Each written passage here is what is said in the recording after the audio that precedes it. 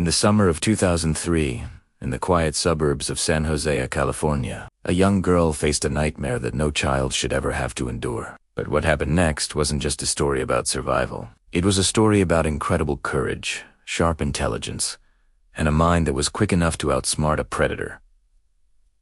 This is the story of Jeanette Tamayo. She was only 9 years old. It all started on what seemed like an ordinary Tuesday. Jeanette hopped off her school bus, walked up to her front door, and immediately noticed something was wrong. The screen door was slightly ajar. Once inside, she saw her bedroom window was shattered. The phone line. It was cut. Before she could even begin to process what was happening, a stranger appeared at the door. In a terrifying instant, she was taken from the safety of her own home. But this is not a story of helplessness. This is the story of a girl who refused to be a victim. While her captor believed he was in complete control, Jeanette was doing something remarkable. She was watching, she was listening, and she was remembering. She took note of every single detail, every turn, and every mistake he made. She studied how his handcuffs worked. She memorized the route he took while driving, and she paid close attention to the phone number he gave her when he forced her to order food.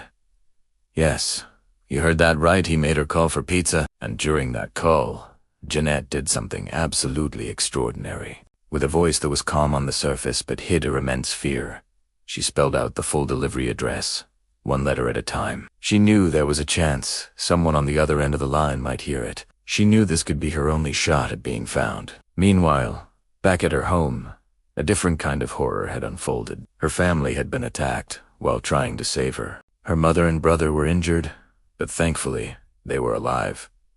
When police arrived, they faced a difficult challenge. Without a license plate or a clear description of the suspect, they couldn't issue an Amber Alert. The clock was ticking, and time was running out. Detective Heather Randall took the lead on the case. She immediately launched a massive, citywide search. Flyers were printed, news stations broadcast Jeanette's photo, and helicopters flew overhead, their loudspeakers calling out her name. Detective Randall made a public plea. We need the public's eyes. The entire community was on high alert.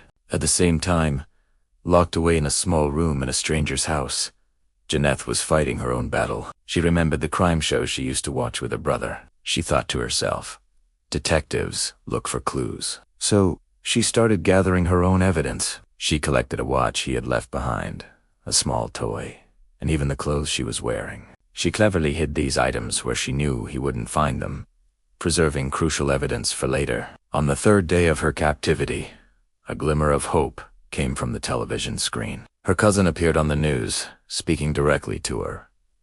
Jeanette, if you can hear us, be strong. We're looking for you. Hearing those words filled her with a renewed sense of strength.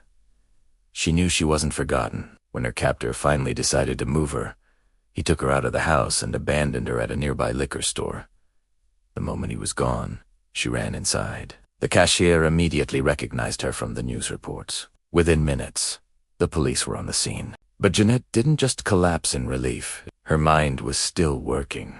The first thing she did was hand the officers all the evidence she had carefully saved. Then, she asked for a piece of paper and a pen. With stunning clarity, she drew a map of the house where she was held, detailed the route they had taken, and wrote down his phone number from memory. Can you find his house? Detective Randall asked her. I think I can, Jeanette replied.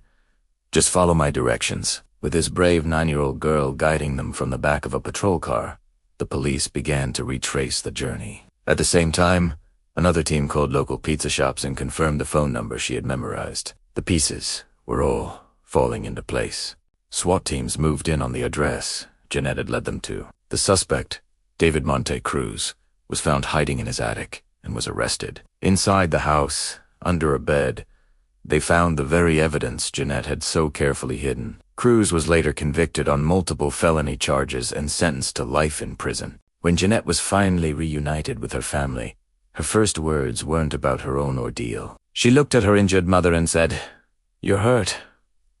Her concern was for her family. In the years that followed, the trauma of what she endured stayed with her. She struggled with fear, with trust, and even with leaving the house. But with the help of therapy and the unwavering support of her family, she chose a new path forward. By the time she was 15, she was ready to reclaim her life. Today, Jeanette is studying criminal justice. She has a dream of becoming a detective, just like Heather Randall, the woman who helped to bring her home. She also speaks out to help other survivors, sharing a powerful message.